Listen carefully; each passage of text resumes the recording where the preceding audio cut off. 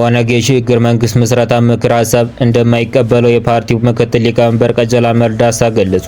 የስልጣን ሽኩቻና ዲሞክራሲ ያለመሆን ፓርቲ በሚፈልገው ልክ ጠንካራ እንዳይሆን አድርጎታል ብለዋል። በቅርቡ የኦሮሚያ ፌዴራላዊ ኮንፈረንስ እና የኦሮሚያ ነጻነት ግንባር ፓርቲዎች ዘላቂ ሰላም ይበጃል በማለት ለመንግስት ያቀረቡትን የሽግግር መንግስት ምስረታ ምክር ሀሳብ የኦሮሚያ ነጻነት ግንባር ኦነግ እንደማይቀበለው የፓርቲው ምክትል ሊቀመንበር ቀጀላ መርዳሳ ገልጸዋል። ፓርቲዎቹ ከጋራ ጉባኤያቸው በኋላ በወጡት የጋራ መግለጫ የሽግግር መንግስት ምስረታ ሀሳብ ማቅረባቸው መነጋገሪያ ሆኖ መሰንበቱ ይታወቃል። በትግራይ ትጥቅ ማስፈታትና የወቅቱ ደህንነት ስጋት በትግራይ ተቋርጦ የነበረውን የቀድሞ ተዋጊዎች ወደ ሰላማዊ ህይወት የመመለስ ስራ ዳግም ለማስቀጠል መግባቢያ ላይ መደረሱ ተገለጸ።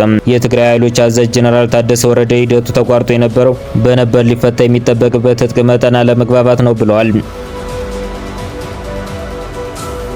በትግራይ ክልል የሚስተዋለው ውጥረት ወደ ጦርነት ከማምራቱ በፊት እንዲቆም የፖለቲካ ፓርቲዎች የጋራ ምክር ቤት ጠየቀ። የኢትዮጵያ ፖለቲካ ፓርቲዎች የጋራ ምክር ቤት የፌዴራል መንግስት በትግራይ ክልል የሚስተዋለውን ውጥረት ወደ ጦርነት ከማምራቱ በፊት እንዲያቆም ጠይቀዋል። ምክር ቤቱ ሀገራዊ ምክክር ኮሚሽን ጣልቃ ገብቶ ችግሩን እንዲፈታ ማድረግ እንዳለበትም ጠቁመዋል። የኢትዮጵያ ፖለቲካ ፓርቲዎች የጋራ ምክር ቤት ሰብሳቢ አቶ ሰለሞን አየለም መንግስት ችግሮችን የሚፈታበት መንገዶችና አማራጭ ሀሳቦችን ማጤንና መፍትሄ መፍጠር እንዳለበትም አሳስቧል። የጊዜው አስተዳደሩና የህወሓት አመራሮች የገቡበትን የስልጣን ሽኩቻ በድርድር ሊፈታ እንደሚገባም ተገልጿል።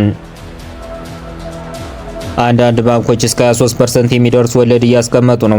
የኢትዮጵያ ንግድ ባንክ ባደረገው የብድር ወለድ ጭማሪ ተከትሎም የግል ፋይናንስ ተቋማት ተመሳሳይ እርምጃ እየወሰዱ መሆኑን ተነገረ። መንግስታዊ የኢትዮጵያ ንግድ ባንክ ባለፈው ሳምንት የብድር ወለድ ጭማሪ ማድረጉ ማስታወቁ ይታወሳል። በዚህም መሰረት ከ7% እስከ 17% የነበረው ወለድ ከ11 እስከ 18% ማሳደጉን የሚታወቅ ሲሆን ይህም ከ4 ዓመት ወዲህ ትልቁ የሚባል ጭማሪ ነው። ንግድ ባንክን ውሳኔ በመመልከት የግል ባንኮች በብድር ወለድ ላይ ማስተካከያ እያደረጉ መሆኑ ታውቋል። አንዳንድ ባንኮች እስከ 23% የሚደርስ ወለድ እያስቀመጡ መሆኑን የሚጠቅሱት ሪፖርቶች ይህም በፋይናንስ ዘርፉ ላይ ተጽዕኖ ሊያሳድር እንደሚችል አስረድተዋል። የ14 ህጻናትን ከወላጆቻቸው ጉያ ነጥቆ ህይወታቸውን የቀጠፉ ጅቦች ተገደሉ። በዚህ ወረዳ ከቀናት በፊት አንድ ህጻን በጅብ ተበልቷል። በወረዳው ከ2 ዓመታት ወዲህ 14 ህጻናትን ነፍስ የቀጠፉ ጅቦች መግደል ተጀመረ። በማዕከላዊ ኢትዮጵያ ክልል በጉራጌ ዞን እንደጋኝ ወረዳ ለተከታታይ ዓመታት የ14 ህጻናትን ከወላጆቻቸው ጉያ ህይወታቸውን የቀጠፉ ጅቦች በወረዳው የሻውራ ቀበሌ ነዋሪዎች ጅቦችን አሳደው መግደል ጀምረዋል። የጋዛ ተኩስ አቁም ስምምነት ፈረሰ። በጋዛ ሰርጥ የሚካሄደው የአየር ጥቃት ቀጥሏል። ቢያንስ 100 ሰዎች መሞታቸውን ሮይተርስ ዘግቧል። ኔታንያሁና መንግስታቸው ተኩስ አቁም ስምምነቱን ለመሻር መወሰናቸውን በጋዛ የሚገኙ ምርኮኞች ዕጣ ፈንታ ጥርጣሬ ውስጥ ከቷል ሲል ሐማስ በመግለጫው ተናግሯል። የዋይት ሀውስ ቃል አቀባይ አሮን ሌቪት ምሽቱን በጋዛ ስለተካሄደው ጥቃት እስራኤል ቀደም ብላ ለትራምፕ ማሳወቋን አረጋግጧል። እስራኤል በጋዛ በፈጸመችው የአየር ድብደባ ከ220 በላይ ፍልስጤማውያን መሞታቸውና በርካቶች መቁሰላቸው ተገለጸ። በጥቃቱ ህይወታቸውን ካጡ ንጹሃን መካከል አብዛኞቹ ህጻናትና ሴቶች መሆናቸውን የፍልስጤም ጤና ጥበቃ ሚኒስቴር አስታውቋል።